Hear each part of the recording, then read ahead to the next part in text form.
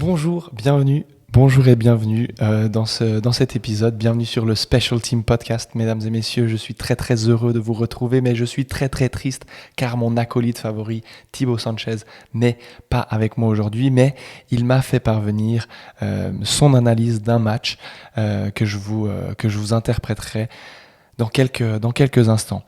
Petit épisode pour vous faire le résumé de 2 matchs de la semaine 3 de la saison 2025 de la NFL et pour vous ouvrir les yeux sur les matchs à regarder en semaine 4. Donc voilà, ça va être un épisode concis, mais ça va être un épisode plaisir. Je vous propose de commencer par ce que m'a transmis mon acolyte. Je vais essayer de vous interpréter ses paroles le plus fidèlement possible, comme il le ferait lui, avec son français, avec son phrasé, avec son éloquence. Voilà. Je vais simplement essayer de vous lire et de vous faire vibrer et de me transformer en mon acolyte. Il dirait quelque chose comme ça s'il devait résumer son match de la semaine 3. Oui, contre toute attente, j'aimerais vous parler des Eagles de Philadelphie. 26 points en deuxième mi-temps. Wouah. Bloquer un field goal pour finir le match de la façon la plus spectaculaire qui soit. Wouah. Avant de vous donner mon avis sur le match à regarder en semaine 3, laissez-moi vous parler d'un quarterback incroyable en NFC que l'on pourrait inscrire dans la course au MVP actuellement. Baker Mayfield, 3 matchs, 3 game-winning drives, trop fort, wouah. Et personnellement, pour la semaine 4, je vous recommande Indianapolis Colts face aux Los Angeles Rams, de bonnes équipes, apparemment moins fortes que les Eagles, car les Rams viennent de perdre contre eux, comme je l'ai dit. Merci Thibaut, merci beaucoup. Voilà, c'était donc l'intervention de mon acolyte favori. J'espère que vous avez été transporté finalement par cette analyse.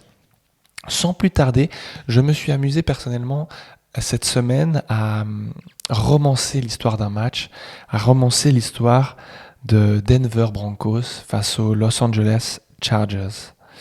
Laissez-moi vous raconter cette histoire. C'est l'histoire d'un petit garçon qui va s'acheter une glace. C'est l'histoire d'un petit garçon qui va s'acheter une glace chez le marchand de glace. Une fois devant l'étalage et les nombreux parfums, le petit garçon fait son choix.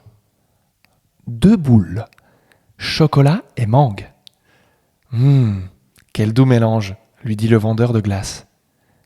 Alors que l'enfant entend ces paroles, un nuage immense, sombre, et qui rappelle ceux qui règnent au-dessus des ténèbres, apparaît.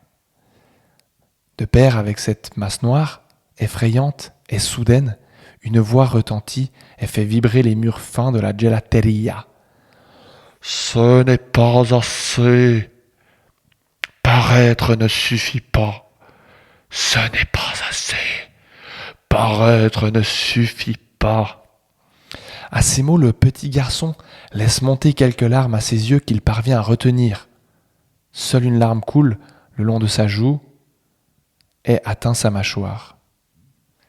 Hésitante, la goutte finit par tomber sur le cône chocolat mangue. Splouch fait la goutte. Pardon.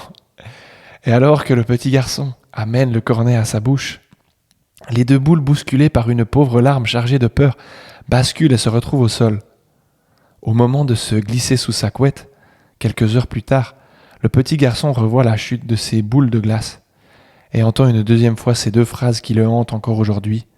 « Ce n'est pas assez. Paraître ne suffit pas. »